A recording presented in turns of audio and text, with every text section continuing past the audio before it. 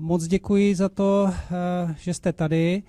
Je to pro nás pořád ještě svátek vidět plnou aulu, takže je úplně skvělé se takhle potkat v tomhle pěkném jarním dni. Já jsem hrozně rád, že se nám podařilo uspořádat to, co jsme si přáli, to, co jsme plánovali dlouho, a to je přednášku pana guvernéra. My ho tady máme vlastně podruhé takhle na přednášce a celkem symbolicky, zatímco jsme ho tady poprvé měli na začátku jeho působení v roli guvernéra, tak dneska jsme plánovali takovou bilanční přednášku a vůbec nás nenapadlo, že z té bilanční přednášky bude vlastně přednáška na absolutně aktuální a žhavé téma, protože myslím si, že se pan guvernér a vůbec celá Česká národní banka, a myslím si, že úplně neráda, stala momentálně asi nejhlavnější institucí v České republice. A to jak v oblasti měnové, ale myslím si, že i z části fiskální politiky.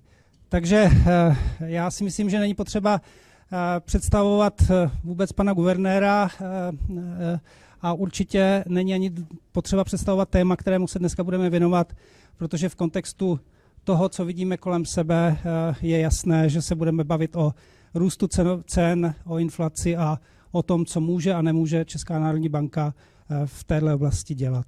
Takže, pane guvernére, vám předávám slovo a děkuji, že jste přijal účast na přednášce.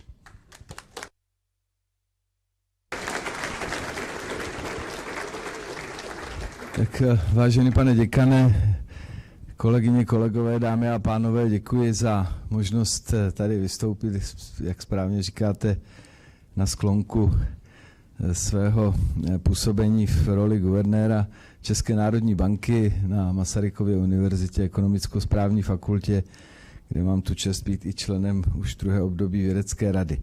Tak samozřejmě téma je dané, už o tom hovořil pan děkan, takže nebude to žádné bilancování, bude to skutečně žhavá současnost a bohužel hodně žhavá, nicméně taková je realita, musíme s ní žít a pracovat.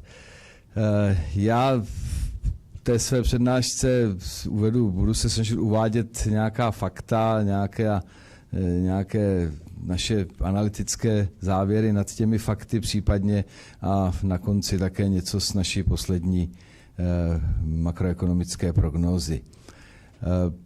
Budu se snažit asi být dost rychlý, abych potom hlavně dal prostor pro vaše dotazy. Předpokládám, že to téma je natolik kontroverzní a atraktivní, že budete mít řadu dotazů.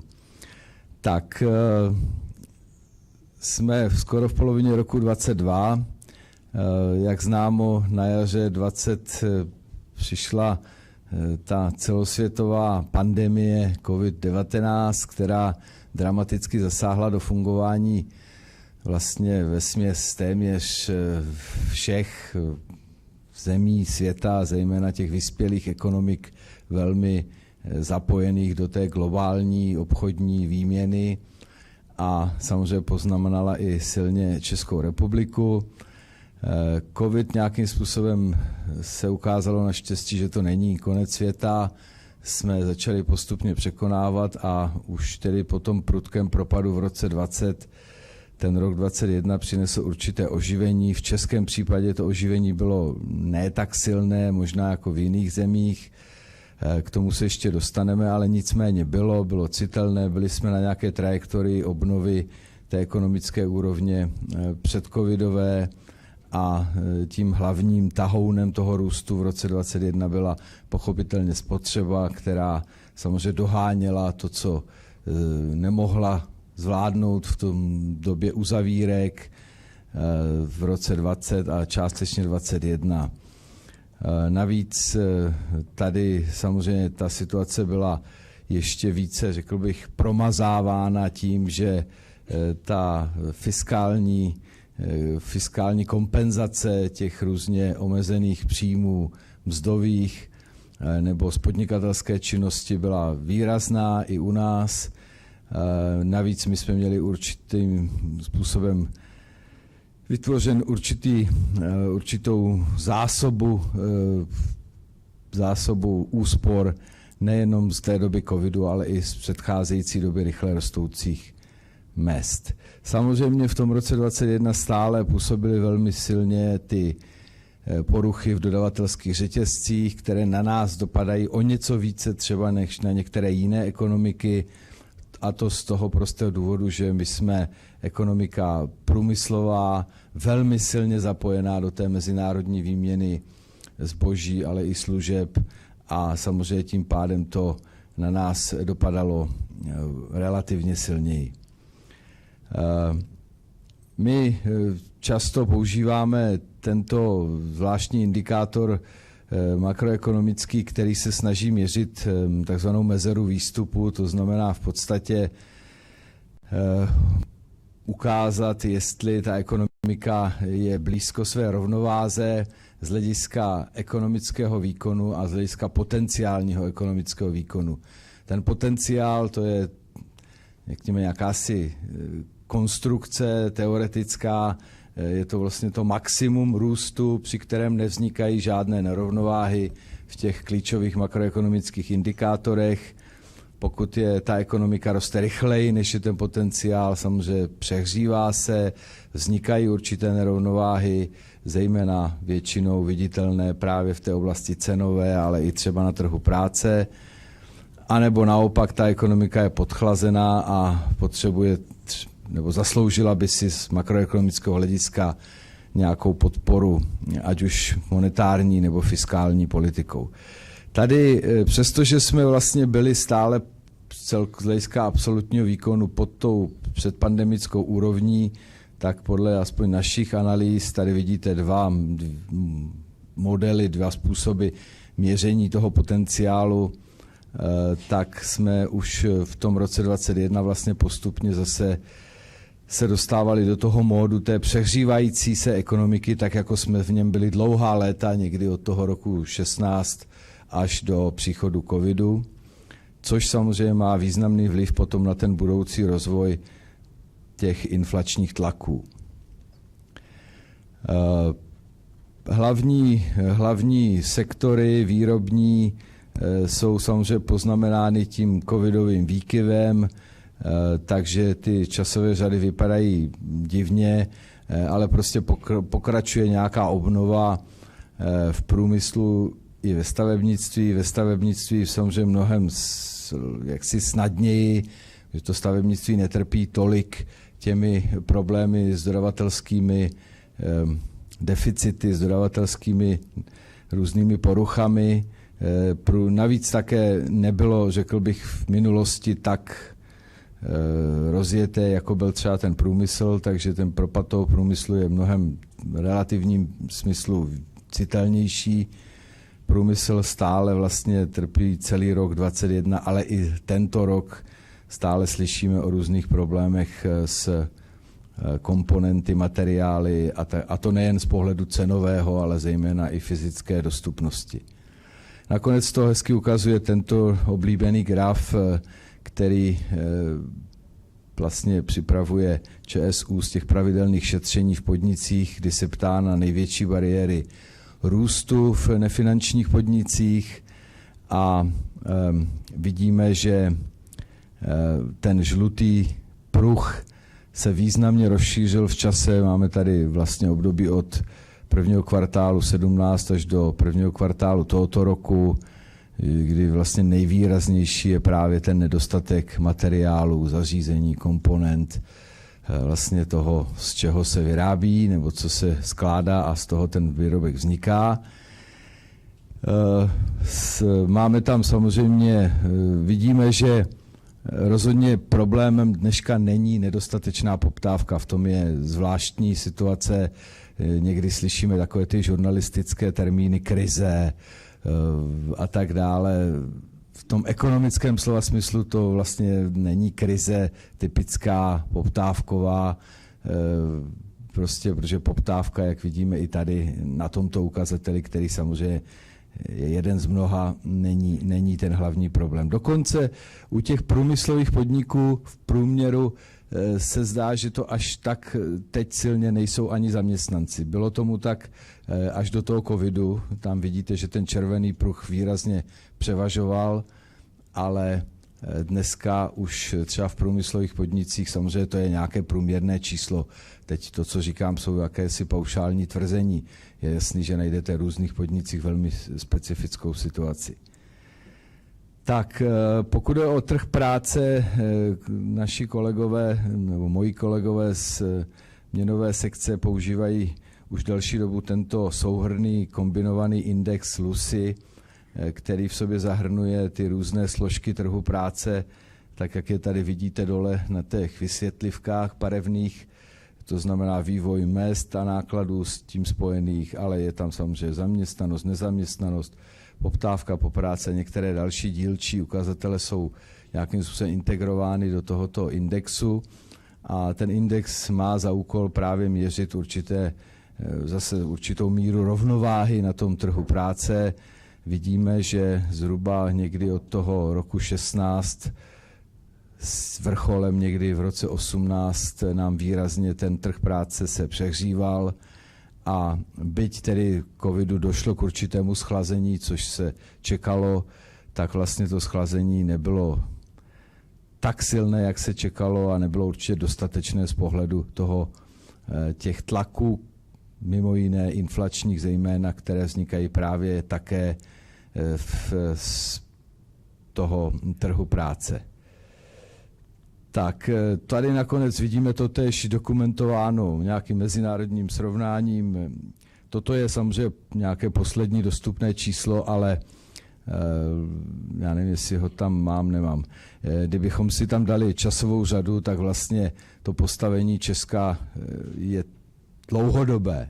Jo, to není nějaký výkyv jednoho čtvrtletí, je to prostě trvalý jev, že ten český trh práce je vlastně, dá se říct, nejvíce přehřátý z celé Evropské unie a to dlouhodobě. Vidíme, že ta míra nezaměstnanosti je velmi nízká, rozhodně se můžeme bavit nejen o plné zaměstnanosti z tohoto pohledu, ale i o určitém vlastně deficitu nabídky pracovních sil na tom našem specifickém trhu. A ty rozdíly, jak vidíte, jsou velké. Je prostě skutečně rozdíl v ekonomice, ve které máte 7-8% nezaměstnaných a máte 1, 2, někdy i více uchazečů, jedno volné pracovní místo a je prostě rozdíl v ekonomice, kde máte 2 volná pracovní místa na jednoho potenciálního uchazeče. To se samozřejmě také nějakým způsobem váže na mzdový vývoj a vývoj produktivity. Zase ty časové řady z posledních 2 let jsou samozřejmě velmi rozkolísané, vzhledem k tomu, že v tom roce 20, částečně 21, velká část těch příjmů se z mezd změnila na nějaké sociální transfery, ale z hlediska spotřeby je to jedno, to pořád vytváří ten potenciál spotřeby. Důležité tady je skutečně to, že bohužel zase po několik let vidíme, že národohospodářská produktivita roste pomaleji, než rostly průměrné reálné mzdy. Samozřejmě teď se to všechno otáčí, protože vzhledem k té extrémně vysoké inflaci nastává hluboký propad reálné mzdy v tomto roce.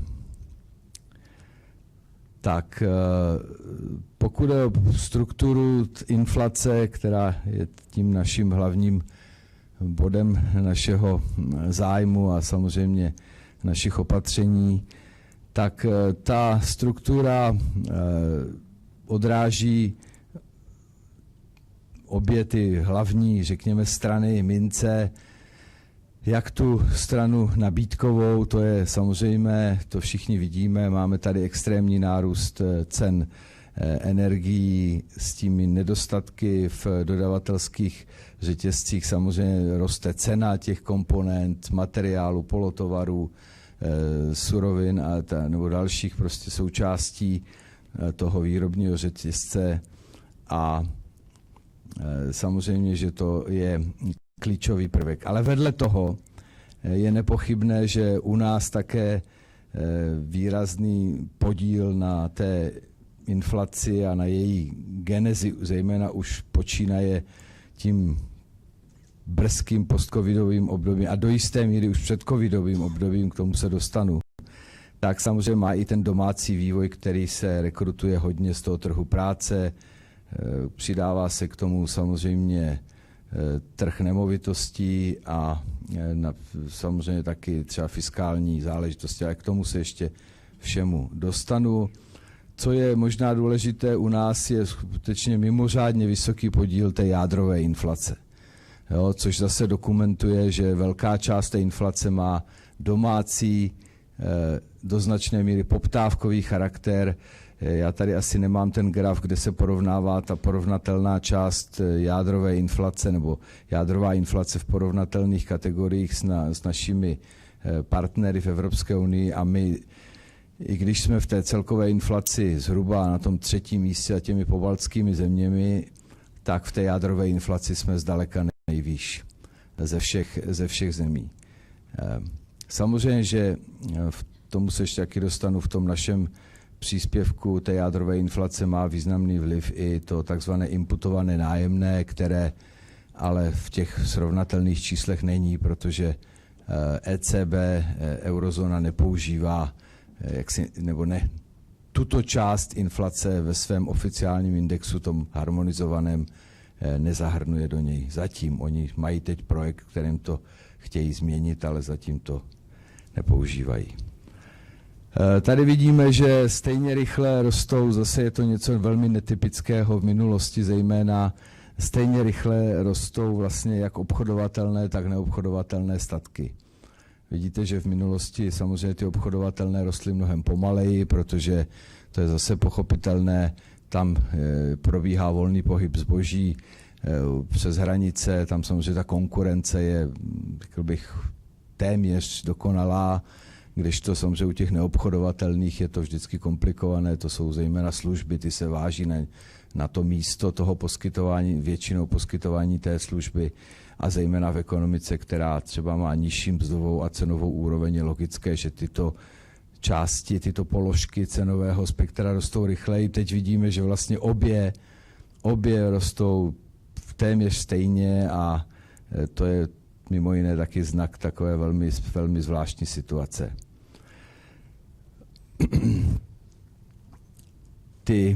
Ty služby hodně jsou ovlivněny tím imputovaným nájemným. Pokud jde o samozřejmě restaurace, pochopitelně a další části toho spektra, u těch cen zboží jsou různé položky vlastně v téměř celém tom spektru. To je, myslím, hezky vidět tady. Když se podíváte na tu mapu, jakoby, která ukazuje takový ten teplotní graf, řekněme, tak vidíte, že vlastně ještě někdy na začátku roku 20 nebo ještě do poloviny roku 20 tam byly jisté části, které vlastně nezvyšovaly ceny.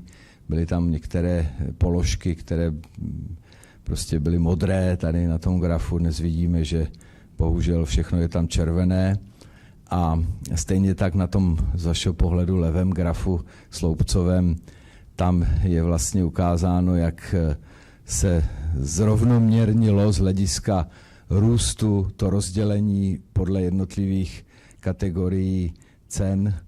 To znamená, že čím dál více cen už roste na těch průměrných růstových úrovních nebo i na těch nadprůměrných se zvyšuje četnost těch kategorií, kterých to k tomu tak je. Tak, tady je zase ještě jiný pohled na ceny a vztah s trhem práce. Tady kolegové mi připravili graf, ve kterém je vlastně korelace mezi těmi ukazateli toho indexu LUSI, toho ukazatele rovnováhy na trhu práce a mezi některými nebo skupinami zboží a jejich cenovým růstem. Jo? To znamená, na té ose X je jakoby míra korelace mezi tou cenovou kategorií, zbožovou kategorií a na té ose Y je potom ten anualizovaný mezičtvrtletní růst změřený ve 3. čtvrtletí 2021. Tam vlastně vidíme, že to domácí poptávkové klíma je prostě významně skutečně měřitelné, že to není nějaká chiméra, jak někdy slyšíme od některých politických představitelů, že lidi přece nenakupují nějak extra a že přece nevyvolávají žádnou inflaci, když si jdou nakoupit. Tak to je prostě odraz nějaké dlouhodobého vývoje na tom trhu domácím a spojeného s tou kapacitou poptávky, která je prostě značná. Tady je taky zajímavá věc, samozřejmě celá řada položek je z dovozu, to je logické, jsme otevřená ekonomika a je zajímavé, jak v posledním období vlastně dochází v té atmosféře, která se prostě změnila, že jo, dramaticky, ještě já bych řekl tak rok zpátky,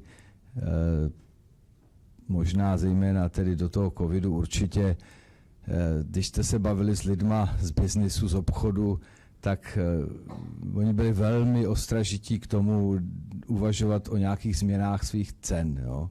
Protože věděli, že tu změnu cen, kdo udělá, tak je vždycky ve velkém riziku, jak se to odrazí na jeho odběratelích, poptávce a tak dále. Vlastně bylo tam takový určitý ostych v uvozovkách z toho být ten první, kdo změní ty ceny. Tady vlastně vidíme, že tohleto se dramaticky změnilo, že vlastně se ta atmosféra otočila na to, že vlastně automaticky cokoliv, co se mění na té straně vstupu, tak se přenáší na tu stranu výstupu. Je to spojeno s inflačními očekáváními, s tím, že vlastně se ztrácí pomalu to jejich ukotvení a ta víra v to, že ty ceny se zase vrátí tam, kde by měly zhruba být, řekněme někde blízko toho cíle, inflačního cíle centrální banky. A vidíme, že se tam snaží i podle asi toho, jaká je situace na trhu, v některých oborech dohnat možná určité dlouhodobé asi zaostávání za těmi třeba úrovněmi evropského trhu, protože zažíváme takové specifické věci, teď se to často objevuje i v médiích, my jsme dělali si kdysi právě takovou analýzu na těch porovnáních dovozních a spotřebních cen. Myslím, že to bylo minulé čtvrtletí, ještě na konci roku 2021, kategorie oděvy a obuv. Jo. Tam prostě nebyly téměř žádné růsty dovozních cen. Buď žádné, nebo nějaké jednotky procent, 1-2%.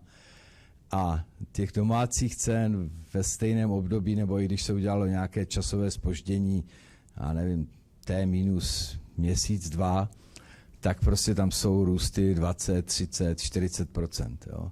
Čili evidentně po tom covidu ti obchodníci využili tu situaci určitého samozřejmě apetitu těch zákazníků jít do toho obchodu s těmi oděvy, s obuví, samozřejmě zase si na to šáhnout, nekupovat to jenom z e-shopu, věci některé si koupit musíte, že jo, zejména pro děti samozřejmě rostou, nebo člověk si chce dopřát ten zážitek a je evidentní, že tam prostě využili tu situaci k určitému zvednutí té cenové hladiny, která možná předtím byla i nižší než třeba v Evropě nebo porovnatelném okolí v některých kategoriích, nemám přesnější analýzu v hlavě, ale prostě je to takový velmi typický příklad, mnozí o tom mluví, že vlastně v Evropě to nevidíme, přestože vidíme to v porovnatelně mnoha jiných kategoriích, tak v Evropě jsme v této oblasti nezaznamenali nějaký výrazný výkyv nahoru.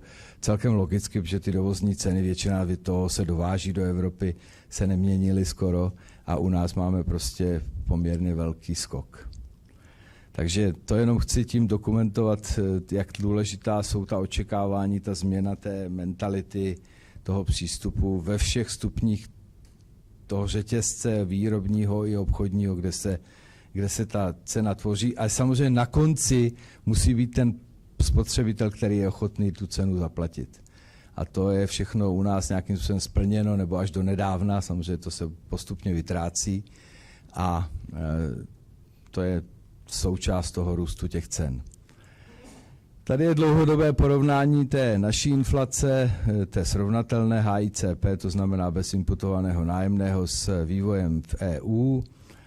Vidíme, že vlastně ta naše inflace, přestože velká část toho období je do jisté míry ještě transformační, protože ten graf začíná v roce 1997, jestli správně vidím, tak byla o něco vyšší, než bývala v průměru v EU, to je celku logické, ale v mnoha obdobích byla stejná nebo i nižší.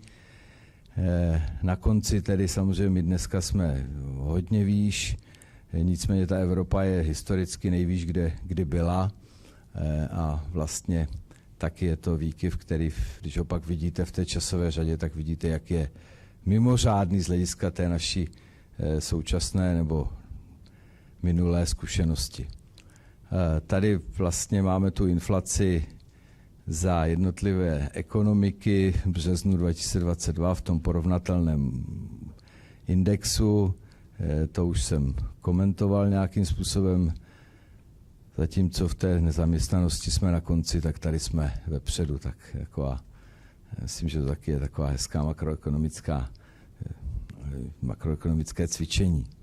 Proč je ta naše inflace vyšší než v EU? To je správná otázka, často pokládaná.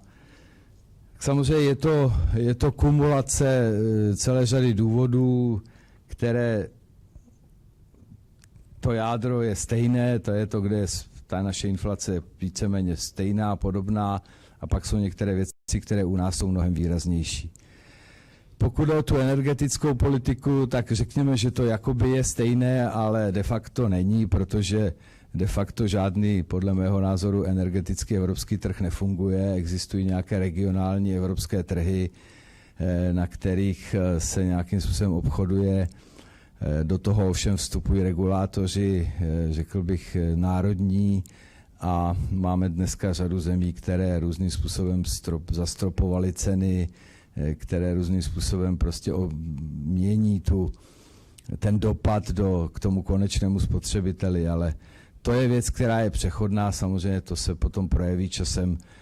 To jádro toho problému je v té, podle mě, tedy nedomyšlené energetické politice evropské, která prostě znamená, že budeme mít podstatně dražší energie. Chápu to jako volbu, může to být volba, rozumím tomu v kontextu se snahou o udržitelný vývoj, ale pak je třeba to otevřeně také přiznat a počítat s tím. U nás, to je samozřejmě už naše velmi specifická věc, je trh nemovitostí, trh bydlení zejména. Tam je jasné, že ten hlavní problém podle mě je na straně nabídky. V České republice, jestliže se tady staví, já nevím, plus minus 20 000 bytů ročně, a to ještě musí být docela dobrý rok, pokud si ta čísla nějak vybavuju, tak to prostě při téměř 11 milionové zemi je absolutně nedostatečné. Tak je logické, že ta komodita je prostě drahá, protože nabídka je trvale nízká, trvale nižší, než je reálná poptávka, a když se k tomu přidají různá specifika, samozřejmě neříkám, že to nehraje roli, samozřejmě hraje roli i ta dostupnost financování, která tady panovala po x let nízkých úrokových sazeb, to určitě také přispělo na té straně na poptávky. Máme pravděpodobně jedny z nejnižších daní z nemovitostí možná na světě, určitě v Evropě. To taky samozřejmě přispívá k tomu, že je-li nějaká komodita prostě vlastně daňově zvýhodněná, tak proč bych do ní neinvestoval. Takže to si myslím, že všechno k tomu přispívá, a to má bezesporu velký podíl na té celkové proinflační situaci. O trhu práce už jsem hovořil, ta metodika měření, to jsem taky zmiňoval, to je to imputované nájemné, to je věc technická, ta není z toho pohledu policy podstatná, je dobře, že my to měříme, včetně toho vlastnického bydlení, protože u nás je vlastnické bydlení dominantní naprosto, nebo 80%, řekněme, nebo minimálně 75%, a je správně, že tam určitou část těch nákladů zahrnujeme, protože to je podle mě má to i ten spotřební charakter. A potom samozřejmě je tam ta fiskální stimulace, která nastala v době pandemie, kdy nejde samozřejmě o to, že máme veřejný dluh, řekněme, na nějaké přijatelné úrovni 40 plus minus 40% HDP. To v tom problém samozřejmě není.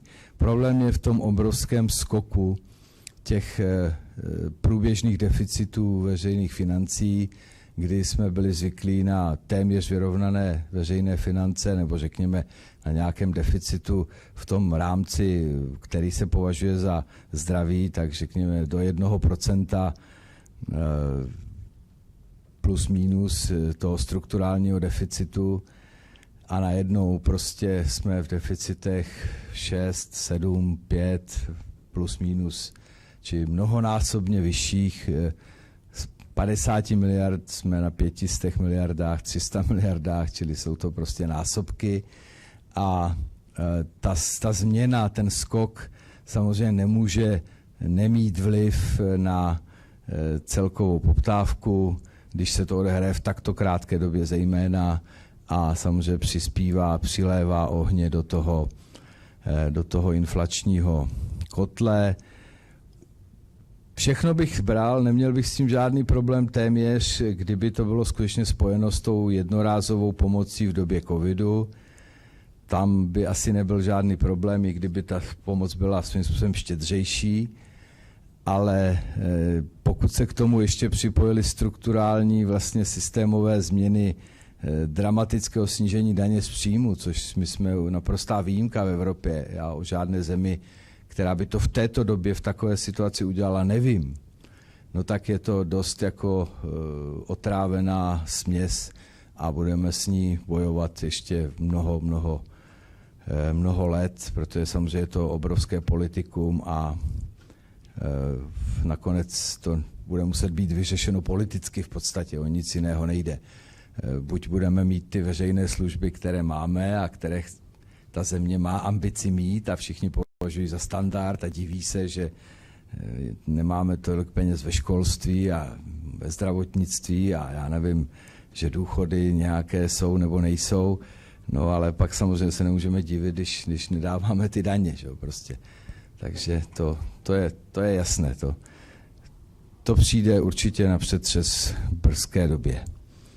Tak pokud jde samozřejmě o tu nepříjemnost, která nastala teď v únoru, kdy ke všem těm problémům, které jsme tady probírali, u nás už to přehřívání se před covidem, k tomu tedy covid a všechny jeho nepříjemnosti na ty dopady ekonomické, které to sebou nese, se přidala tedy ten konflikt na Ukrajině, což je samozřejmě další rána,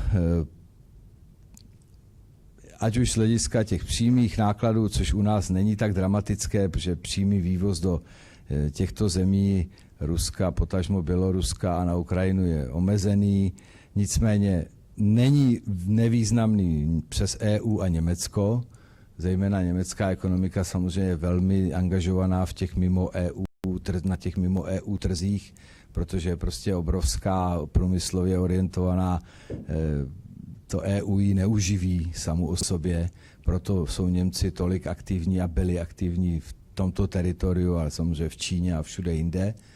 A to už se na nás promítá k nám, protože samozřejmě řada českých podniků jsou v nějaké míře subdodavateli těch německých podniků, které vyvážejí ten finální produkt většinou. Samozřejmě nedostatky v těch přímých dovozech surovin, polotovaru, komponent, dozvěděli jsme se věci, které jsme asi netušili, já třeba ne, že já nevím kolik, 80% světové výroby neonu se vyrábí na Ukrajině a bez neonu nemůžete vyrábět čipy, což se přiznám, jsem vůbec netušil, to je moje nevzdělanost samozřejmě, ale prostě jsou to věci, které mají zásadní dopad.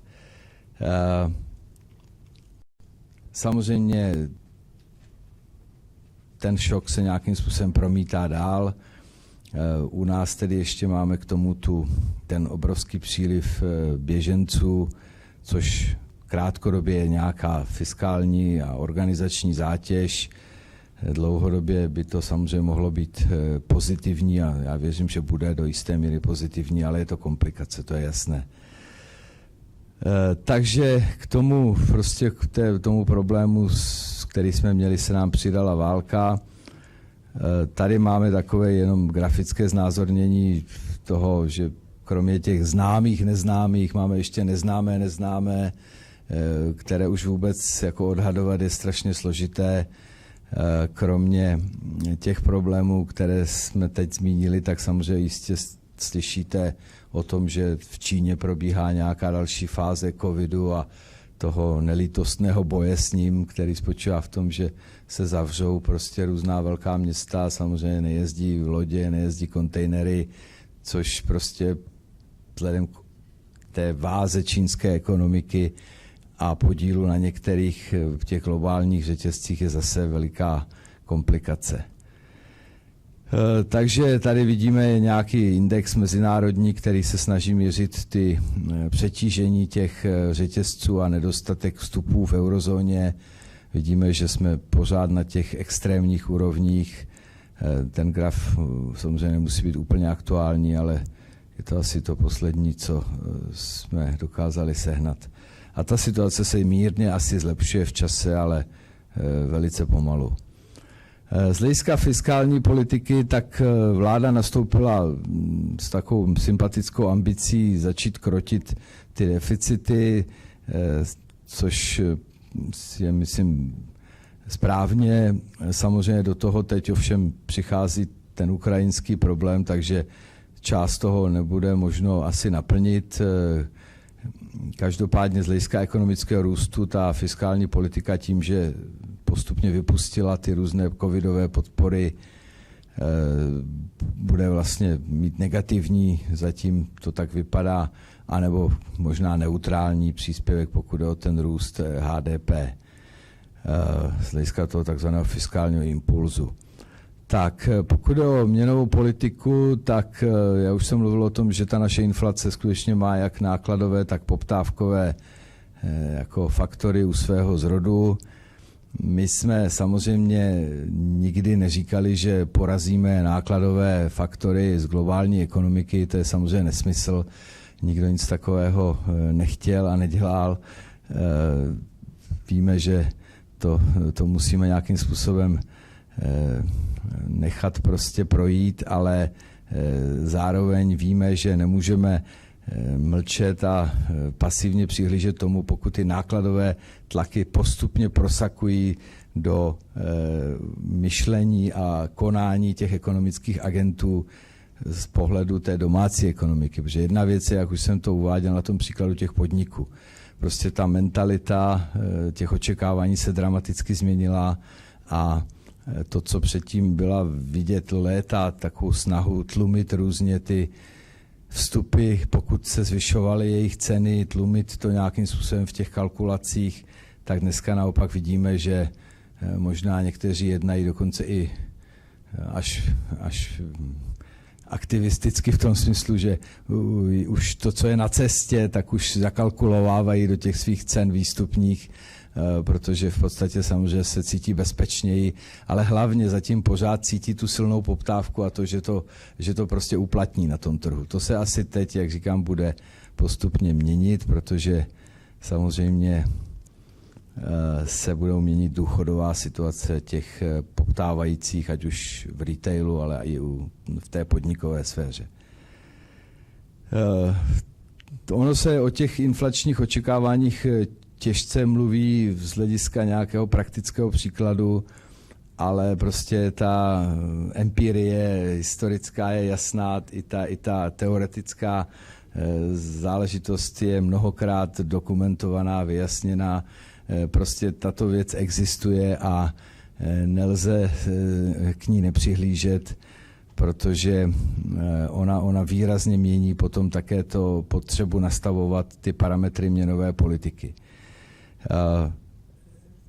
A vzhledem k tomu, že tady vidíme, jak se ta situace dramaticky vyvíjela, tady jsou naše prognózy, které se postupně produkovaly od ledna do dubna 2021 a samozřejmě vidíme, že ty skoky jsou obrovské, že i my jsme samozřejmě neustále byli překvapováni, jak silné prostě ty tlaky jsou, které přicházejí. A to jsme už na začátku patřili k opravdu extrémním svým způsobem zástupcům toho centrálního bankovnictví, protože už někdy v roce 2020 jsme avizovali na jaře, že bude nutné se vrátit k tomu zvyšování sazeb, které jsme skončili, když přišel covid, že předtím jsme postupně vystoupali na těch 2,25 a přesto jsme samozřejmě ten trend jenom velice vždycky s určitým zpožděním sledovali, jak se vyvíjí. Tady to vidíme totéž na úrokových sazbách, které jsme samozřejmě postupně my a ten trh s námi samozřejmě zvyšoval. Tady vidíme naše a tržní úrokové sazby. Tady jsou ta inflační očekávání. Samozřejmě kolem toho je vždycky velká debata, jak je kvalitní to měření. Samozřejmě, že jsou to měkká data. Jsou to data prostě, která vznikají tím, že se někdo někoho ptá. Musíme rozlišovat, kdo je teda ten respondent. Na straně analytiků víme, že ty lidi samozřejmě vědí, na co odpovídají. Mají taky asi nějakou jinak postavenou důvěru v tu centrální banku. U obyvatelstva podniků je to zase situace trochu jiná. Dneska je evidentní, podle mě to už nelze se tomu vyhnout, této nepříjemné realitě. Ta inflační očekávání jsou už prostě uvolněná. Ty lidé už nevěří tomu, že za 2 roky bude inflace zpátky na 2%, nevěří tomu ani podniky, což je ještě horší, protože samozřejmě podniky mají tendenci to právě do těch svých kalkulací zabudovávat, případně i do nějakých smluv dlouhodobějších. A proto mimo jiné ta centrální banka musí v takové situaci reagovat i na nákladové tlaky. Ona samozřejmě reaguje na ty domácí poptávkové, kterých je až, ale musí reagovat i na ty nákladové, protože v situaci uvolněných inflačních očekávání existuje obrovské riziko, že ty nákladové tlaky externí se právě budou promítat do těch dalších stupňů těch výrobních a obchodních řetězců v té domácí ekonomice ve větším rozsahu, než by třeba za jiných okolností museli. Tak, tady samozřejmě vidíme, že slovo inflace se stalo velmi používaným i na Google. A končíme prognózu. Ta prognóza samozřejmě se velmi dynamicky mění, ta doba je extrémně nejistá, ale my nemůžeme přestat prognozovat, my nemůžeme používat standardní aparát pro vytváření toho zázemí, pro to měnově politické rozhodování, to bychom prostě jaksi selhávali ve své roli a to si nemůžeme dovolit. Takže my jsme teď dramaticky korigovali tu prognózu růstu HDP na tento rok. Předpokládáme totiž, že ten dramatický pokles reálných mezd postupně povede k silnému šoku do poptávky. Ta poptávka se výrazně sníží, nastane ten důchodový efekt, to znamená, samozřejmě, že ty lidé budou vyčerpaní ve svých rozpočtech tím, aby zaplatili základní věci typu energie, potraviny a tak dále, tak samozřejmě budou mít tendenci šetřit v ostatních výdajových položkách. To se postupně v té ekonomice projeví. Něco podobného se bude projevovat i z té části podniků. I ty podniky prostě posléze samozřejmě ztratí část té své původní očekávané poptávky. Inflace bohužel se s přispěním tedy toho válečného konfliktu dále navýšila. My jsme kdysi čekali před válkou, že ten pík bude někde kolem 10% a začne rychle odeznívat zhruba kolem poloviny roku. Teď vidíme, že bohužel ten pík bude výš a odeznívat bude mnohem pomaleji. Nicméně zatím stále a děláme všechno pro to, aby to odeznění bylo, řekněme, na horizontu měnové politiky výrazné, a i když jsme teď v tom posledním jednání právě přistoupili na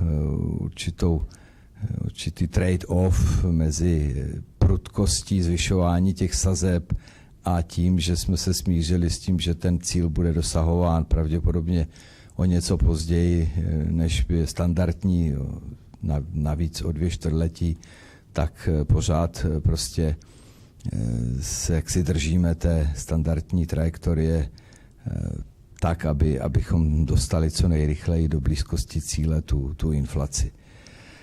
Tomu samozřejmě odpovídají ty úrokové sazby, tržní úrokové sazby, ten jejich prudký nárůst a posléze potom postupně pokles k nějaké, řekněme, normální úrovni.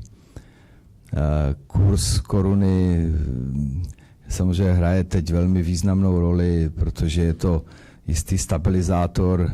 Nemůžeme si dovolit jeho oslabení v situaci, kdy těch inflačních tlaků už máme tolik, kolik máme, tak ještě další rána ze strany oslabujícího kurzu je něco, co musíme velmi vážně zvažovat, a taky proto jsme vlastně de facto po druhé historii v tomto směru po krátké době přistoupili minulý týden k intervencím, kterými se snažíme ten kurz stabilizovat a nedovolit jeho nějaké delší oslabení. Těch rizik a nejistot je mnoho. Samozřejmě, už jsem tady některá zmínil, největší rizika a nejistoty jsou samozřejmě spojená s tím válečným konfliktem. Nicméně stejně tak s energetickými surovinami a komoditami, samozřejmě otázka ukotvenosti inflačních očekávání, také jsem už zmínil. Potom je to rozhodnutí bankovní rady, které tedy je už všeobecně známo a znamenalo zvýšení sazeb o 0,75% bodu. Tak, já myslím, že se chýlíme ke konci. Tady je už spíš jenom takové summary. To důležité je, naše inflace není žádný náhodný výkyv, který by se vzal z nebe. Prostě ta inflace je celosvětový globální fenomén, který má samozřejmě ale v různých zemích různou intenzitu.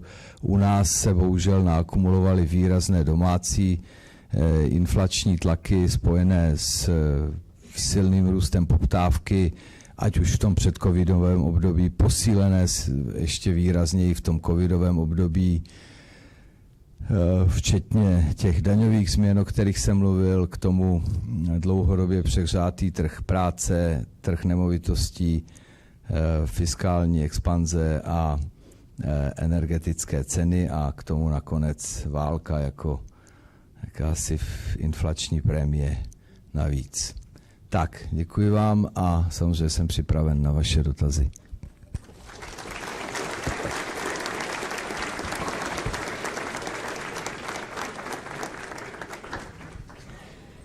Dobrý den, dobré odpoledne. Já vám moc děkuji za skvělou přednášku a mám tady velké množství dotazů od publika. Bychom si dovolili vybrat 3-4 dotazy, které jsou nejlépe hodnocené a zajímavé, a určitě potom bude prostor se zeptat i osobně, takže už jsou tady připravení kolegové, kteří vám budou nosit mikrofony, takže se nebojte na otázky, na které tady nedojde v našem seznamu, tak se určitě na ně můžete zeptat osobně. První otázka rovnou. Inflační očekávání jsou výrazně nad cílem České národní banky. Zároveň počítáte s poměrně rychlou dezinflací. Dokážete odhadnout její náklady? No, to je otázka na skutečně nějakou dizertační práci. Náklady záleží asi, jak bychom je měřili. Tak samozřejmě, že ty náklady budou nemalé, ale je třeba si uvědomit, že největší náklad by byla dlouhodobě tady zakořeněná inflace. To je prostě největší náklad, to je největší ztráta ekonomického výkonu, ztráta tím pádem, když to zjednoduším, životní úrovně a je to něco, co svým způsobem je nevyčíslitelné, protože problém samozřejmě do jisté míry mentálně politický možná existuje v tom, že zhruba 20 let vlastně inflaci jsme tak nějak nevnímali, ona nějaká byla, ale byla v tom, řekněme, režimu blízko toho našeho cíle a do jisté míry vlastně mezi tím vyrostla celá nová generace, která se s tím setkává poprvé a je možná i těžké vysvětlit nejenom té mladé generaci, ale prostě těm, kteří se snaží tvářit jako mluvčí nás občanů, politikům a dalším, že prostě to zlo není v tom, že jeden rok budeme mít ekonomický růst o několik procentních bodů nižší nebo 2 roky. To zlo je skutečně to nebezpečí, je v tom, že tady budeme mít mnoho let mnohem vyšší inflaci, než bychom za jiných okolností mít mohli a měli. A ta bude erodovat, ta bude užírat prostě z toho ekonomického výkonu a z toho nějakého blahobytu v uvozovkách, samozřejmě v tom ekonomickém slova smyslu. Takže je strašně obtížné samozřejmě tyto věci nějak seriózně změřit, protože je to založeno na obrovské množství různých předpokladů a odhadů a to vždycky bude problematické, ale ta makroekonomická rovnováha je zřejmá. Jo. O tom není pochyb, ta je prostě vyzkoušená. Svět se nezměnil, jako jestli se dneska objevují takové úvahy, a možná jsem příliš konzervativní a nevzdělaný, ale pořád prostě to dobro a zlo v tomto smyslu je, myslím, jasné. Žádná moderní teorie, ať už se jmenuje jakkoliv, třeba monetární, to prostě nemůže zvrátit. To vidíme a myslím, že ten návrat tohoto světla to ukázal. Já jsem byl teď shodou okolností na také po dlouhé době fyzickém pravidelném 2měsíčním setkání guvernérů v Basileji v Bance pro mezinárodní platby a mohu vám říct, že jsem byl docela překvapen a jakože jsem zvyklý na různá překvapení, jak dramaticky se změnila atmosféra ve vztahu k této inflaci. Jo. Ještě na těch onlineových setkáních jsem prostě slyšel takové ty hlasy, jakože ono to nějak přejde a když tak zastavíme nějaký kvantitativní uvolňování a bude to dobrý. Dneska už v podstatě na těch uzavřených jednáních, bych řekl, když to zrychlím, si všichni sypou popel na hlavu, zaspali jsme, vlak se rozjel a nebude jednoduché ho zastavit. A to nemluvím o Česku, jo? To jsou lidi z eurozóny, ze Spojených států, z Kanady, z Austrálie, všude, kam se podíváte. Prostě ta situace se tak nějak vyvinula, můžeme dělat, potom budou jistě velmi zajímavé analýzy, analyzovat, co bylo tou či onou příčinou prvotní, méně prvotní, co má větší či menší váhu.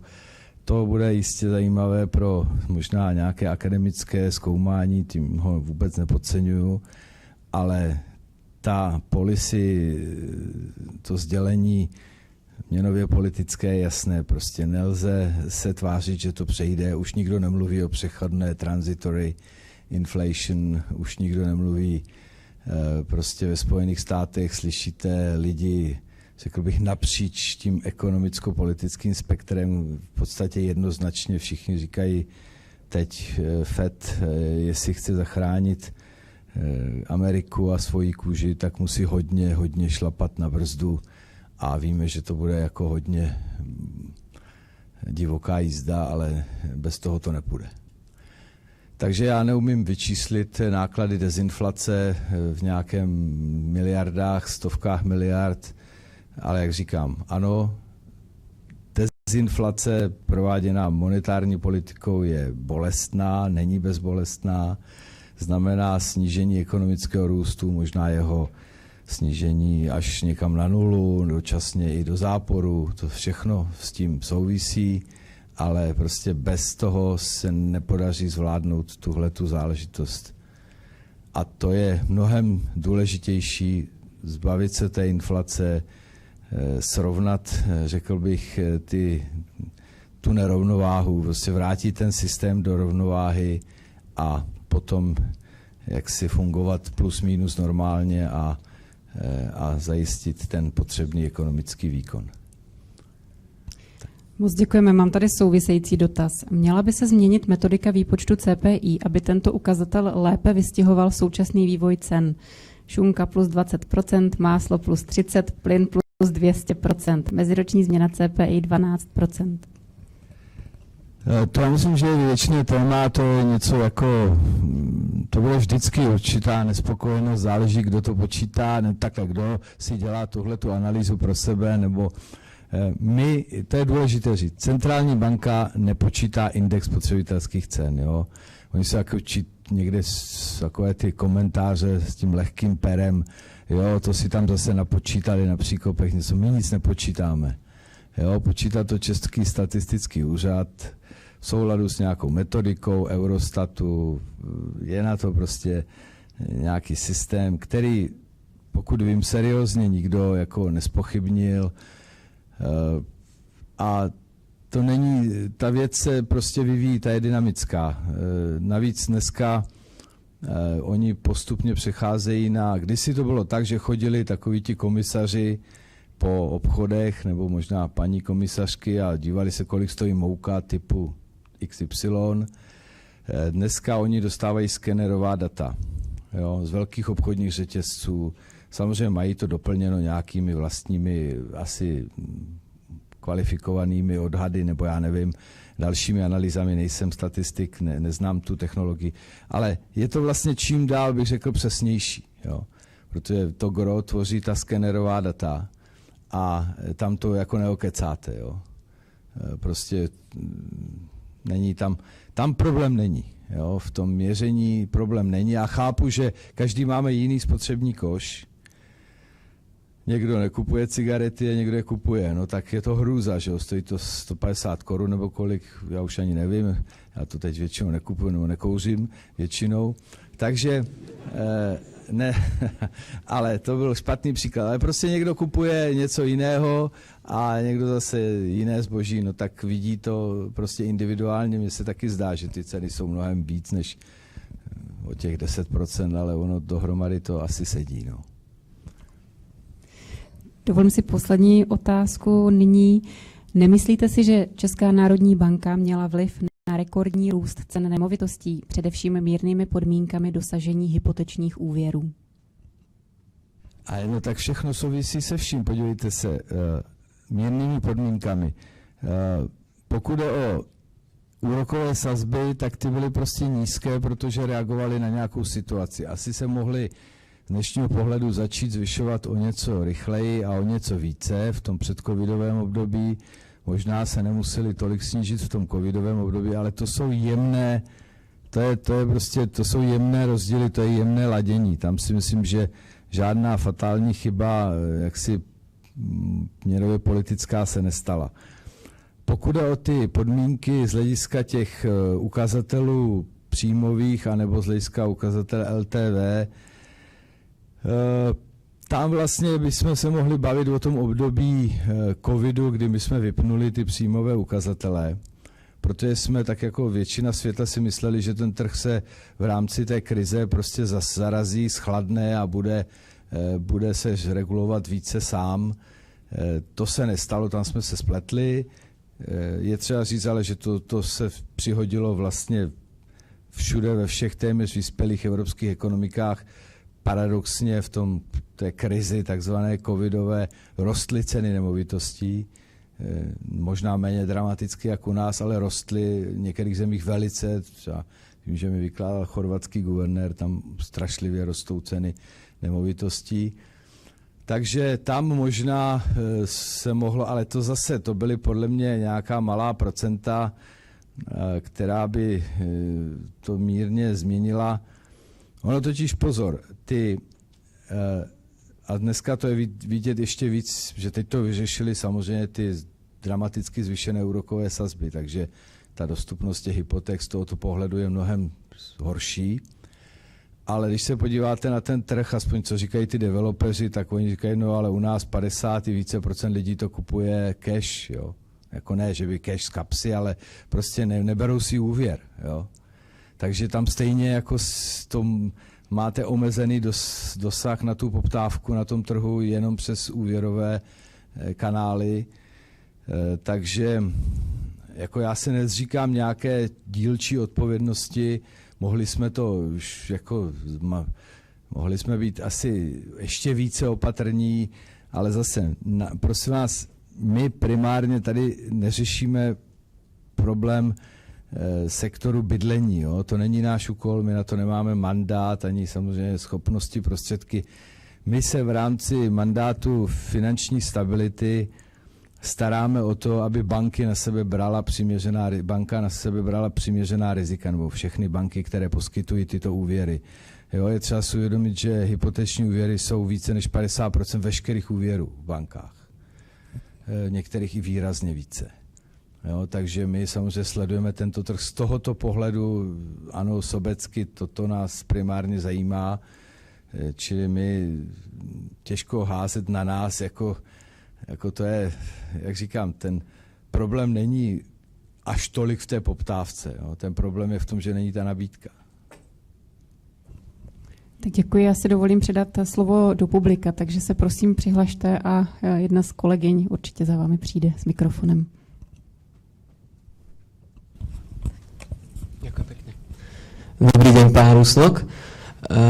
Ja mám na vás otázku, ako aj jeden z vašich grafov ukazoval a ako ste aj teraz povedali na konci, tak tá inflácia nepochádza z demandu, ale pochádza z nabytky. A ja sa vás chcem spýtať, že keď vlastne chodíte po tých uzavretých kruhoch s rôznymi bankármi centrálnymi, že či je na stole obava z toho, že by mohla nastať nejaká stagflácia. Či je pre vás toto reálna obava, alebo ako to vy vyhodnocujete? Ďakujem vám. Tak já jsem teď mluvil o trhu nemovitostí, takže to já neříkám všeobecně, že to je jenom z poptávky nebo nabídky. Jo. Ta celková inflace je samozřejmě i z poptávky u nás a teď hodně i z nabídky, to je jasné, ale v jistém momentě to nemá smysl rozlišovat, protože ta inflace je prostě jenom jedna. Samozřejmě tak o stagflaci se mluví, já bych to slovo nedemonizoval, protože já nevím, jestli stagflace ještě, když bude růst 0,2, nebo jestli už to je růst, nebo jestli když bude minus 0,1. Problém je v tom, že máme vysokou inflaci a ta tady bude nějakou dobu s námi. A to, jak jsem říkal, že samozřejmě dojde k oslabení toho ekonomického růstu, je nesporné. Dojde nejenom u nás, to dojde i v jiných evropských zemích. A otázka je, jak jinde ve světě, protože ty situace jsou různé. Takže já bych řekl, že to až tak, jako ty centrální bankéři dramaticky neřeší, asi záleží jak kde a jak kdo. Zatím pořád vlastně ta poptávka se zdá být relativně silná a vidíme, že i nakonec i u nás je ta situace velmi taková plastická, protože my jsme jedni z mála, kteří už ty sazby výrazně zvýšili, přestože jsou hluboce v reálu záporné, ale oproti samozřejmě eurozóně jsou úplně někde jinde a vlastně pořád vidíme, že podniky zhánějí lidi, celé sektory mají vlastně velice solidní odbyt, zahraniční, některé i domácí, takže to na nějakou stagnaci ekonomického výkonu zase ještě tak silně nevypadá. My jsme teda hodně opatrní, my jsme dramaticky snížili ten růst někam k 1% nebo i pod něj, ale z mého pohledu není až tak podstatné, jak se to bude jmenovat. Jo. Z mého pohledu je skutečně podstatné vrátit tu ekonomiku do nějaké rovnováhy a je jasné, že to navrácení do té rovnováhy se bude odehrávat i na úkor ekonomického růstu. Ale jde o to, aby se posléze, protože bez té rovnováhy nebude možno posléze ani zvyšovat potenciál té ekonomiky. A když nebude prostě vyšší ten potenciál, tak i ta perspektiva toho růstu bude slabá a nedostatečná vzhledem k ambicím prostě a potřebám té země, jakékoliv ekonomiky a zejména takové, jako jsme my. Takže já jsem tam nikde jako dramatické diskuze o slovu o stagflaci neslyšel, pokud vím, zatím eurozóna je jako relativně optimistická, ale myslím, že se ty prognózy budou v tomto roce velice rychle a velice výrazně měnit. Takže je těžko dneska něco říkat s nějakou velkou jistotou na dlouho dopředu.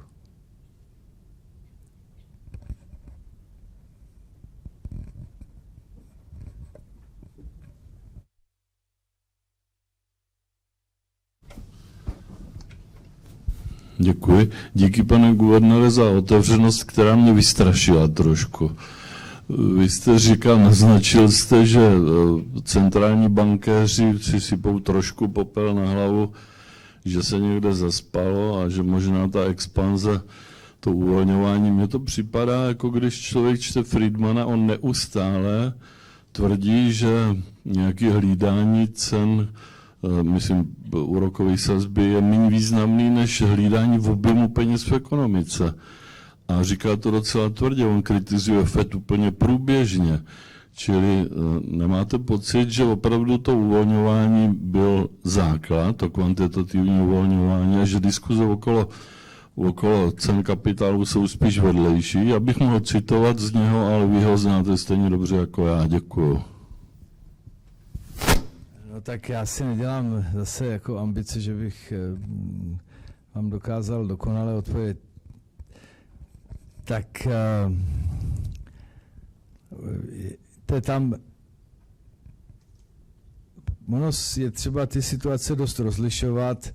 Samozřejmě, že v Americe je velice silná diskuze o tom, že Fed je behind the curve, že už prostě jsou jako pozadu, což asi je podle těch nominálních čísel i reálných, ale zase na druhé straně ta pružnost té americké ekonomiky a nakonec i toho fungování Fedu je docela vysoká. Jo.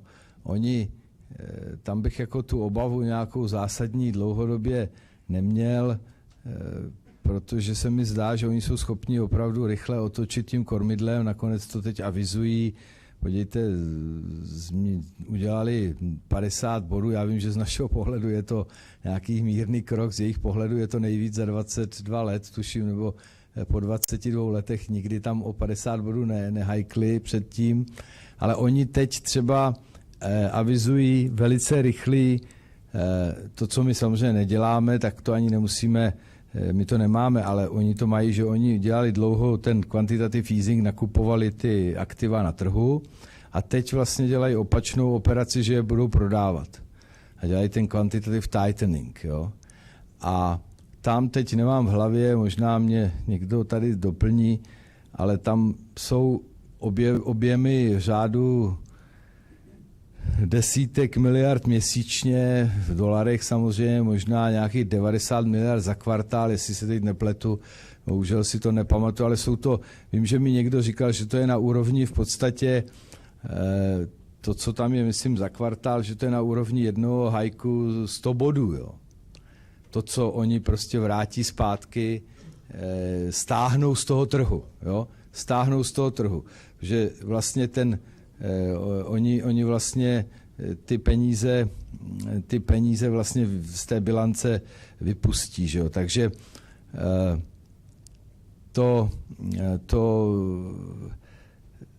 jako není málo, jo. To není málo a může to podle mě zafungovat.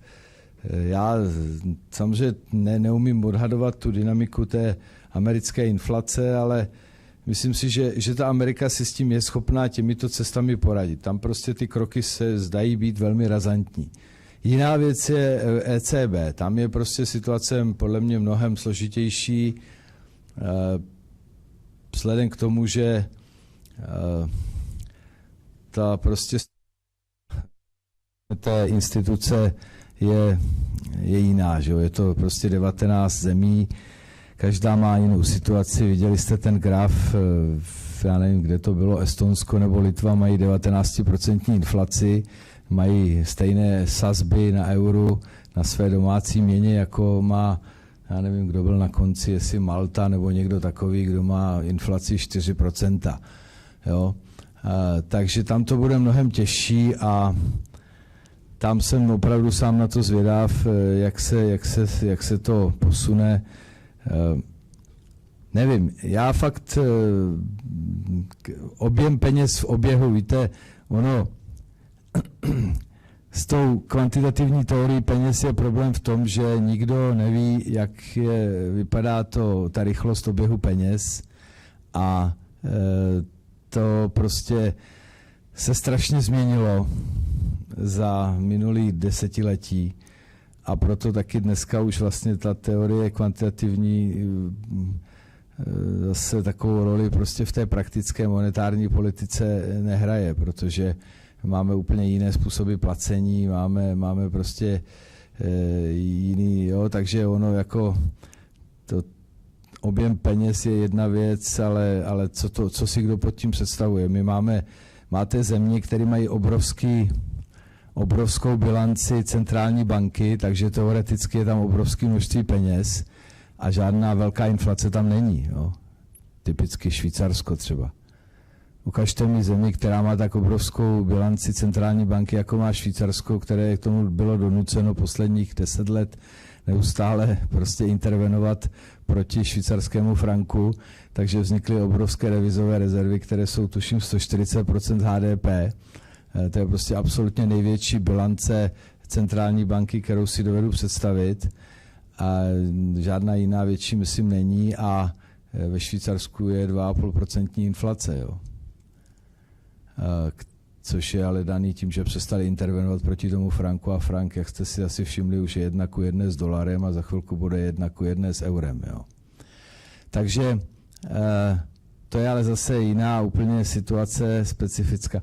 Takže já bych nepřeceňoval jako ten kvantitativní pohled na tu měnovou bázi, protože pak ještě záleží na tom, v jaké formě ty takzvané peníze existují a jestli reálně se pohybují někde na trhu, nebo jestli jsou někde vlastně uzamčeny v nějakých trezorech v uvozovkách centrální banky například.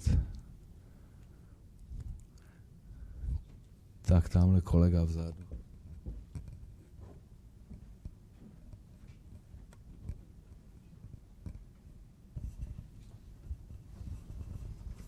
Děkuju. Já bych se vás chtěl zeptat, jak moc reálná je podle vás hrozba hyperinflace. Kvůli tomu, že vlastně čím více ta inflace zvyšuje, tak tím v podstatě víc lidí ztrácí důvěru v koruny a hledají pro své spoření alternativní způsoby, ať už je to právě formou nemovitostí nebo třeba bitcoinu. A čím víc se tenhle ten problém bude prohlubovat, tak tím víc ta koruna bude ztrácet na hodnotě, protože zkrátka lidé s ní nebudou chtít platit. A tohle by teoreticky podle mě mohlo způsobovat to přehřání trhu poptávky, protože jakmile tu spotřebu prostě uměle urychlíte, tak je logický, že se ten poptávkový trh prostě přehřeje a nabídka na to nestihne reagovat. Už jenom vlivem inflace jako takové, že to má prostě v povaze a jinak reagovat nebude.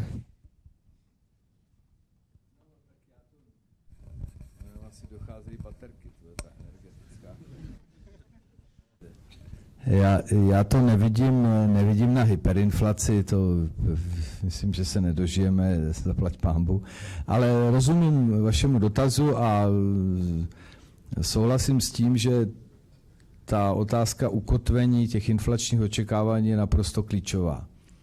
To je prostě rozhodující, skutečně pokud obyvatelstvo ztratí nějakým totálním způsobem důvěru ve vlastní měnu a ve vývoji cenový a jeho kontrolu prostě z hlediska centrální banky, případně státu, tak prostě to samozřejmě má tyto projevy.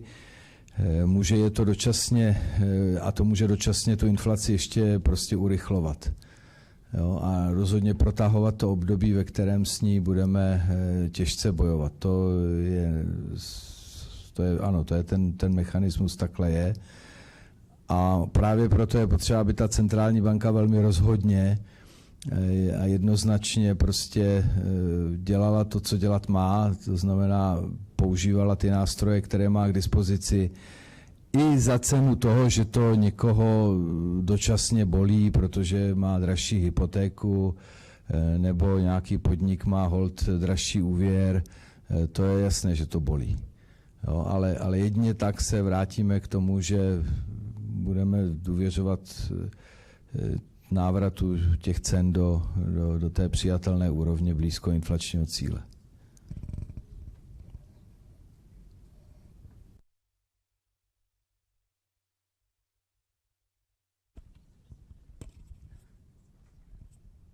Dobrý den, pane guvernére. Já bych se vás chtěl zeptat, jak se díváte na zvolení pana doktora Michla novým guvernérem České národní banky. Případně, jestli jste panu prezidentovi navrhoval jiného kandidáta na tento post. A ptám se z toho důvodu, že pan nově designovaný guvernér Michl se dlouhodobě staví proti zvyšování úrokových sazeb a na každém zasedání České národní banky hlasoval pro ponechání úrokových sazeb na stejné úrovni. Můžeme tedy od července očekávat změnu v měnové politice? Děkuji. Tak samozřejmě jsem čekal, že tato otázka padne. Tak je lepší, když už padla, než bychom byli v napětí, kdy padne. No, tak já nebudu komentovat jméno svého nástupce. K vaší otázce, ano, já jsem panu prezidentovi navrhoval jiné osoby na tento post. Nebylo to vyslyšeno, takže samozřejmě rozhoduje prezident. A pokud jde o to, jak bude dál vypadat měnová politika, samozřejmě nevím. Bude záležet velmi na tom, které další osoby budou v té bankovní radě sedět. To taky nevíme zatím, to je velká neznámá. Já si nemyslím, že by se muselo dít něco dramatického. Nakonec ta realita a zodpovědnost si myslím, že donutí ty zodpovědné lidi konat tak, jak jim ukládá zákon a vlastně mandát České národní banky. Pokud vím, já možná prakticky, že my jsme se mnohokrát na těch měnových zasedáních, na kterých, jak víte, hlasujeme už delší dobu v tom poměru 5:2, ptali těch našich kolegů, jestli jsou pro snížení sazeb. A oni nikdy nenavrhovali snížení sazeb. Takže já vlastně říkám, že oni jsou pro zvyšování, ale jsou vždycky o to jedno zasedání pozadu. Jo. A takže já nepředpokládám, že by se dělo něco dramatického, možná se trošku zpomalí, vrátí se ten rytmus na to o to jedno zasedání dozadu a pak snad to všichni vědí, jakou mají roli a já jsem zvyklý svoje role plnit, tak předpokládám, že to dělají i ostatní. No. Nic vám víc k tomu asi nejsem schopen říct.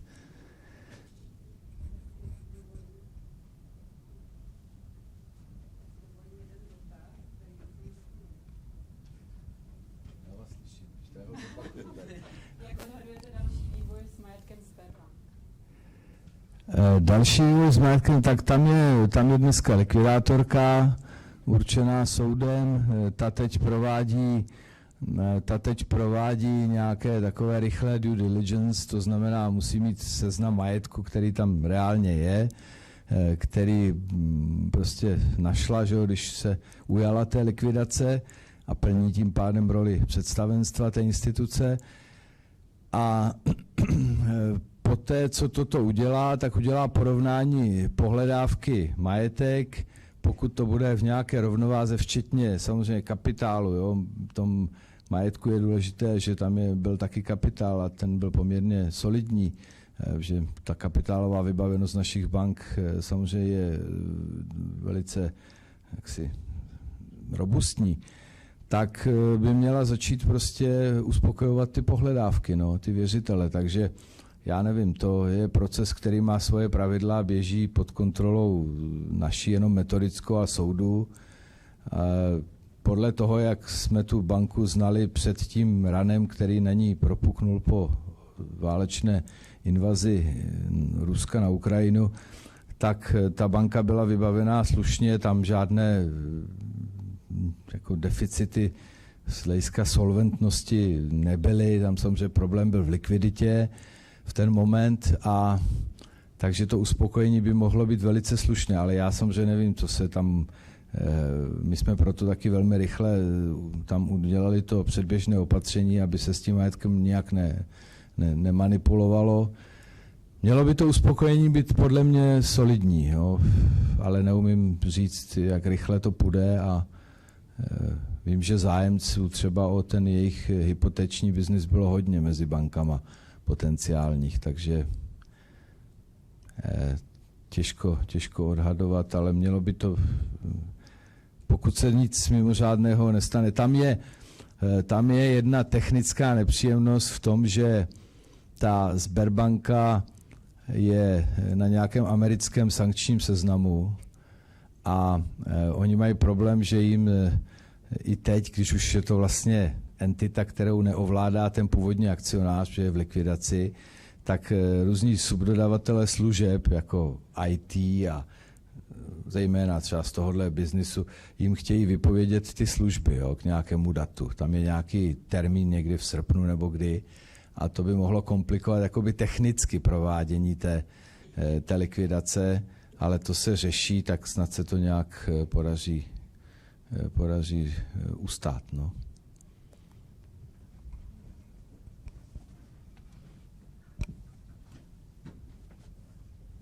Krajíček, já bych měl... Slyšíme? Já bych měl otázku, tady by navazovala na tu Sberbank. A jak potom hodnotíte postup Slovinské centrální banky při likvidaci jejich Sberbank? Slovinské centrální banky, nevím, jestli mám úplně podrobné informace, ale pokud vím, tak tam to prodali nějaké státní bance, že jo? Nějaké polostátní nebo někomu takovému to víceméně násilně převedli. Nemám úplně detailní informace. Každá země má prostě nějakou situaci na tom trhu a má taky do jisté míry nějaká pravidla. Neznám detaily té slovinské situace a těžko se to dá mechanicky úplně porovnávat. My jsme postupovali striktně podle zákona, který máme, který by měl být samozřejmě víceméně harmonizován a je harmonizován, ale detaily toho provedení nevím. Tam teď si nejsem jistý, vím, že v Chorvatsku to prodávali taky nějaké bance, která byla státní nebo polostátní, a nevím přesně v tom Slovinsku. To byste mi musel vysvětlit. Já se omlouvám, to neznám. Dobrý den. Pan Gorek, tady jsem. Pokud se nepletu, tak zaměstnancům České národní banky se každý rok zvedá mzda, respektive plat o inflaci a nějaké procentní body. Stejný postup je aplikován v podstatě na zaměstnance státní správy, kdy dochází ke zvyšování jejich mezd, je tam větší tlak. Nemyslíte si, že by ty protiinflační doložky by měly být zakázány, protože soukromý sektor na to není schopen reagovat a dochází k přetlaku takzvané nezaměstnanosti, respektive, že zaměstnanci se přelívají do toho státního sektoru z toho soukromého a má to vliv na celkový ekonomický růst? Tak, prosím vás, realita je taková, že my máme kolektivní smlouvu, tak jako má většina institucí, a tu kolektivní smlouvu uzavíráme na 3 roky, protože tak to v minulosti fungovalo, nakonec to nebyl důvod nějakým způsobem to měnit. A tuhle tu kolektivní smlouvu jsme uzavírali v roce 2019, tuším na roky 20, 21, 22. A bylo v té smlouvě dohodnuto v souladu s nějakým vývojem ve veřejném sektoru v tom období do toho roku 19 a naším vývojem porovnatelným s tím zbytkem veřejného sektoru bylo dohodnuto, že bude garantovat ta naše smlouva v průměru 6% za ty 3 roky reálně nárůst. To bylo zase 1,9 průměrně ročně. A to bylo v roce 2019, kdy to bylo něco zcela standardního. Nebyl to žádný exces, bylo to takové solidní prostě zacházení a dokonce jsme doháněli ten náš vývoj předtím, on byl pomalejší o něco, než byl v té čisté státní správě v tom období, já nevím, takových těch let 16, 19 a tak dále. A to se podepsalo, to je platné. Samozřejmě přišla situace, se kterou nikdo nepočítal, to je ta letošní. To je samozřejmě úplně jako mimo ten rámec, ve kterém se to uzavíralo. A realita je taková, že my jsme zatím navýšili ty tarifní mzdy našich zaměstnanců řádově někde okolo 6% v rámci toho navýšení na začátku roku, někdy v únoru tuším. A dohoda byla, že v tom druhém pololetí se budeme bavit, jak dopadne to celkové vyúčtování za ten rok. V tuto chvíli je připraven návrh na korekci té kolektivní smlouvy vzhledem k té situaci. Ty návrhy jsou připraveny, bude se o nich jednat. Teď se dohadujeme, nakolik to má ještě dělat ta stávající bankovní rada, nakolik už ta nová, ale ten výsledek bude asi takový, že naši zaměstnanci v letošním roce nebudou mít víc než zhruba kolem 8% celkově nominálně přidáno. Čili budou mít pokles reálné mzdy, ne tak velký, jako samozřejmě tam, kde je nulový růst nebo něco takového, ale budou mít pokles reálné mzdy. Takže taková je realita. A to, co jste říkal, zakázat doložky inflační, to si myslím, že bychom se vrátili někam do doby regulace mezd. To už si myslím, že jsme z toho vyrostli. Prostě nemůžete zakázat samostatným subjektům to, jestli chtějí svým zaměstnancům dát tolik či tolik. Jo. To je věc toho decentralizovaného kolektivního vyjednávání.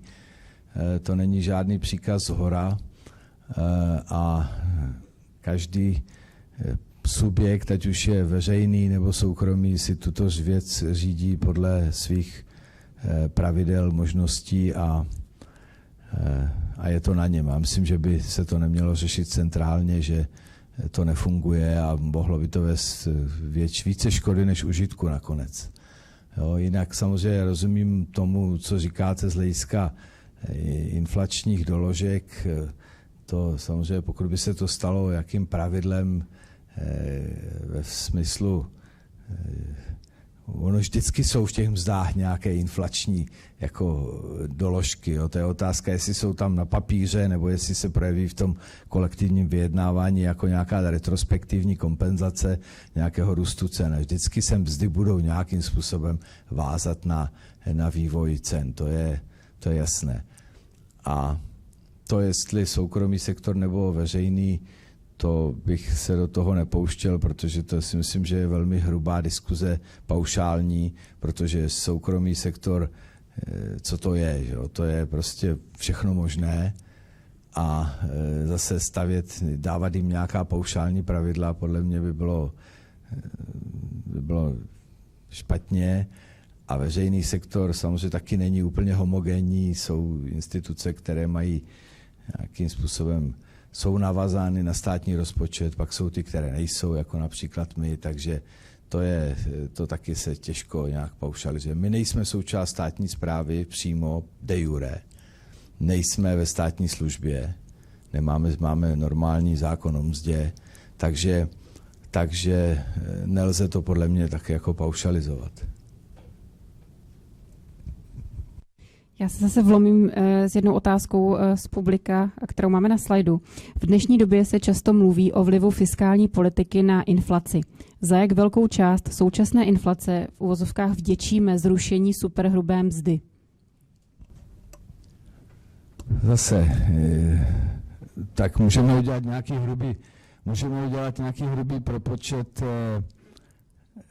jestliže to je 100 miliard ročně, tak si to porovnejte s nějakým maloobchodním obratem a můžete říct, že to je nějaký podíl, ale to samozřejmě je velmi hrubý způsob.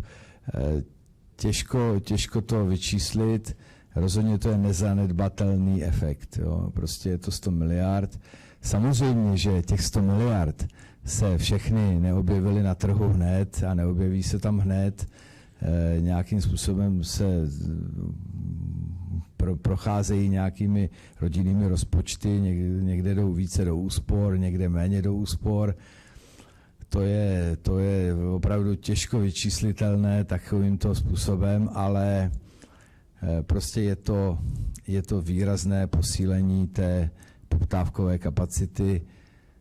Já bych v tom viděl ještě větší problém v tom, že je to bohužel posílení také příjmové nerovnosti, jo, v té zemi, což si myslím, že není úplně dobré, zejména v dobách těžkých, jako je tahle, tak si myslím, že to ještě nadělá víc škody než užitku bez toho mechanického výpočtu, kolik z toho je potom zvýšená inflace. Jo.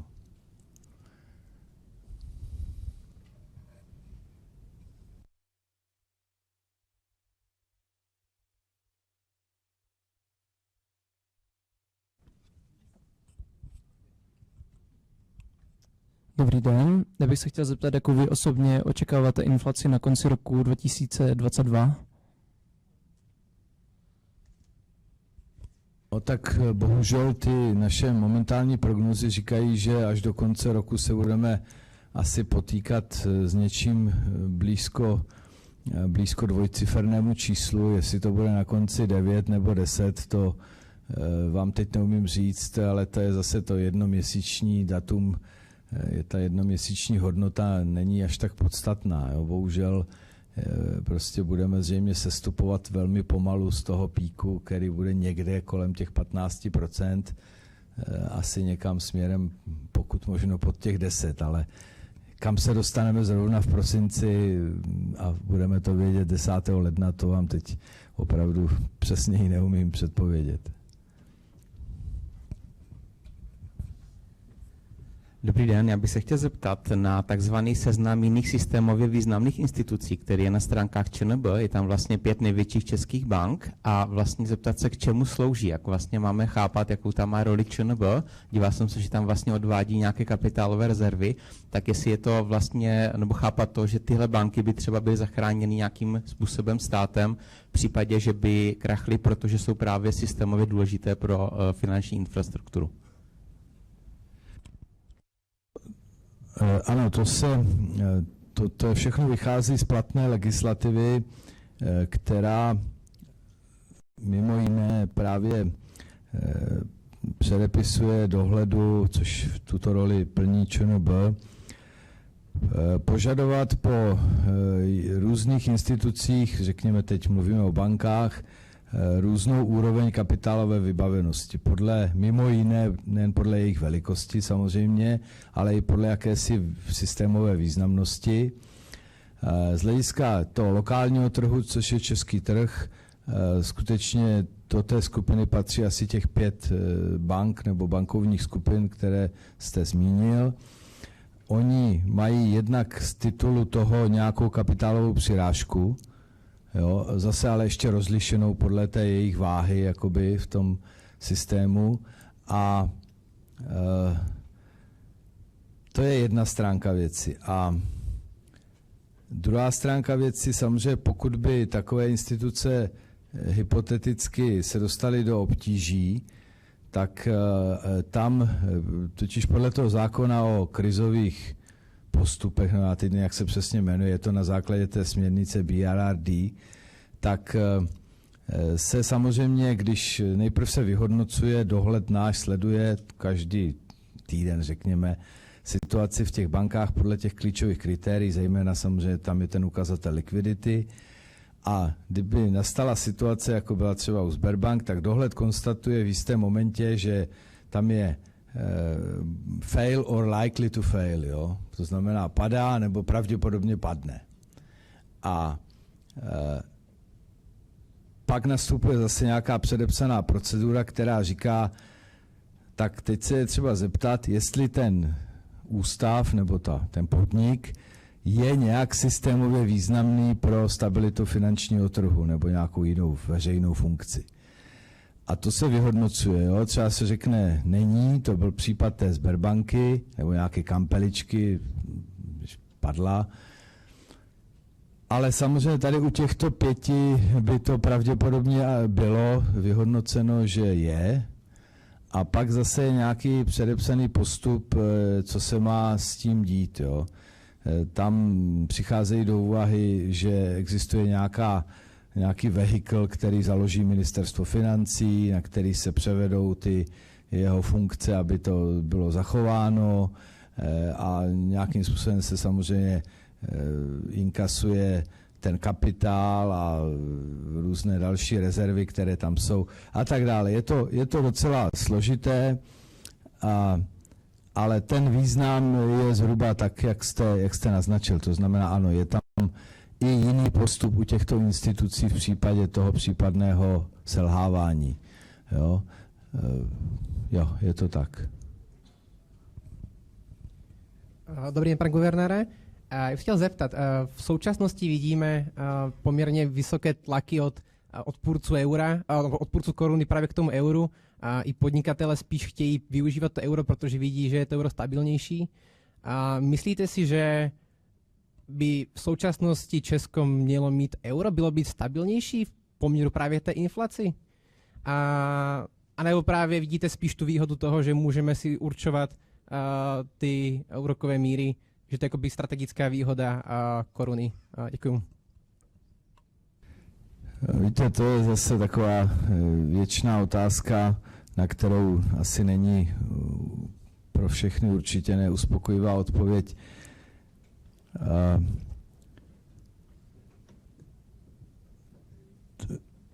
Podívejte, viděli jste i na tom grafu, že v eurozóně jsou země, které mají vyšší inflaci než my a jsou tam ty, které mají nižší. Tak to je první konstatování.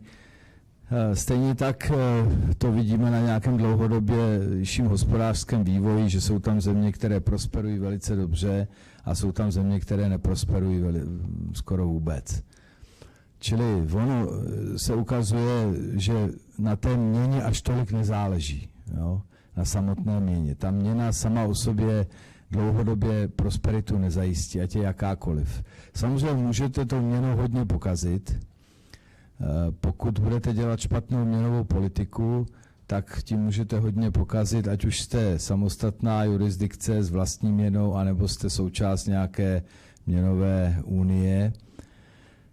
Takže takové, samozřejmě já rozumím jakoby preferencím podnikatelů, zejména těm, kteří jsou navázáni na evropský trh. Pro ně by bylo samozřejmě jednodušší to euro mít, odpadly by jim nějaké transakční náklady, nemuseli by se starat o zajišťování, nezajišťování a tak dále. Tomu samozřejmě rozumím. Na druhou stranu je třeba se smířit s tím, že pokud se rozhodneme pro účast v eurozóně, tak se zbavíme jedné části vlastní hospodářské politiky a musíme se spoléhat na tu sdílenou měnovou politiku, kterou bude dělat eurozóna.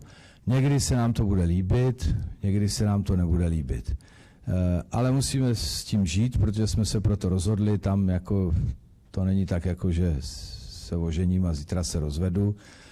Prostě není to tak jednoduchý a má to nějaké konsekvence, takže já nerad mluvím o výhodách a nevýhodách. Jo? Je to všechno o vědomí si těch podmínek, které mám k dispozici. Já si myslím, že my jsme až doteďka prokazovali docela solidní schopnost se o tu vlastní měnu postarat za tu dobu těch 30 let zhruba její existence.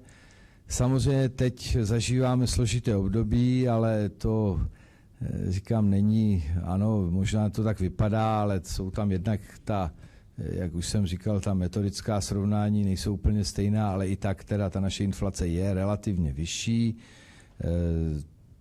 To je otázka, jestli by to tak bylo, kdybychom byli v eurozóně, nebo nebylo. Jo? Já si myslím, že pokud bychom jinak za jinak stejných okolností dělali stejně špatné hospodářsko-politické kroky, jako jsme dělali v tom fiskálu, v té, řekněme, oblasti bydlení, nechávali ten trh práce tak jako hodně přehřívat dlouhodobě, takže bychom na tom byli asi velmi pravděpodobně dost podobně. Jo? Že euro by nám jako tohleto předtím by nás asi neochránilo, protože vlastně v tom období zhruba od roku 17, co jsme opustili kurzový závazek, tak vlastně koruna je plus minus na stejné úrovni. Samozřejmě s nějakými výkyvy, ale tam nevidíte žádnou křivku, že by nějak jako výrazněji oslabovala nebo posilovala. Jo? To je plus minus, je to stejné. Takže v tom to nebude ten problém. Takže já si myslím, že to je skutečně, já to vždycky opakuju, omlouvám se za to, to přistoupení k eurozóně je primárně politické rozhodnutí. Jo, to si musí prostě ta společnost a její reprezentanti říct, ano, chceme to a jsme si vědomi toho, že to znamená ta a ta omezení a jsme připraveni se jim podřídit a budeme s tím fungovat. Jo? A hotovo. A pokud ne, tak tam prostě tak to nedělejme. Jo? Pak si buďme vědomi toho, že potřebujeme tu vlastní měnovou politiku a její příslušnou kvalitu. To je samozřejmě druhá věc, jestli jsme schopni zajistit tu její dlouhodobě odpovídající kvalitu a případně i odpovídající jakousi koordinaci, návaznost na ty ostatní hospodářské politiky.